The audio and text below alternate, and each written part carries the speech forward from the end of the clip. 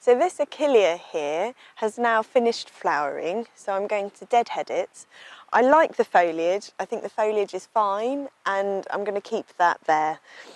Once I've deadheaded it, I will split it, because this reinvigorates the old clump, and then I also have some new material then for the rest of the garden.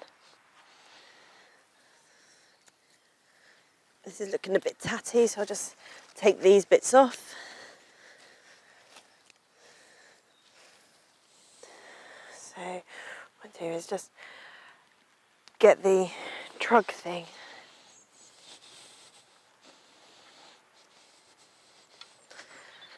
Now that we've cut this back, we're now ready to split it. So I'm just going to drive the spade into the soil around the clump.